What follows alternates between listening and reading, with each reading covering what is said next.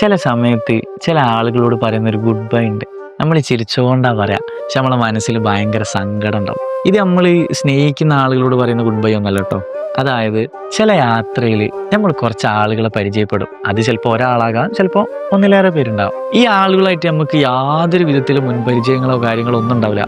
ഓരോ പേര് പോലും നമുക്കറിയില്ല. എന്തിന്, നമ്മൾ അതേ പ്രായം പോലും ആവില്ല. പക്ഷേ ആ ഒരു യാത്ര തീരുന്നത് വരെ ഓരോ കൂടെ നമുക്ക് സമയം ഉണ്ടാവുള്ളൂ എന്ന് നമുക്കും അറിയാം, ഓർക്കും അറിയാം. പക്ഷെ എങ്കിൽ പോലും നമ്മൾ ഭയങ്കര കമ്പനിയാവും. നമ്മളെ കൂടെ എല്ലാത്തിനും ഒരു കൂടെ ഉണ്ടാവും. എന്താ പറയുക, നമ്മളെ ഫാമിലി പോലെയോ ഫ്രണ്ട്സിനെ പോലെയൊക്കെ. അതായത് ഒരുപാട് വർഷങ്ങളായിട്ട് നമ്മളെ പരിചയമുള്ള ആളുകൾ പോലെ എല്ലാത്തിനും നമ്മളെ കൂടെ ഉണ്ടാവും. നമ്മളെ ഒരുപാട് നല്ല ഓർമ്മകളിൽ നമ്മളെ കൂടെ ഉണ്ടായ കുറച്ച് ആൾക്കാരായി മാറും ലാസ്റ്റ് വരെ. ഈ ആളുകളോട് ആ യാത്ര തീരുന്ന സമയത്തുള്ളൊരു യാത്ര പറച്ചിലുണ്ട്.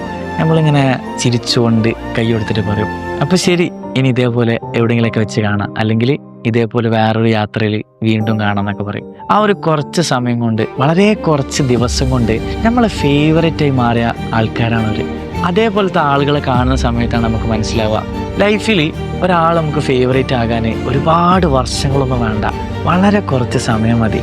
അങ്ങനത്തെ ആൾക്കാരോട് പറയുന്ന ആ ഒരു യാത്ര പറച്ചിൽ സത്യം പറയാലോ, ഇത് വല്ലാത്തൊരു വേദനയുള്ള യാത്ര പറച്ചില.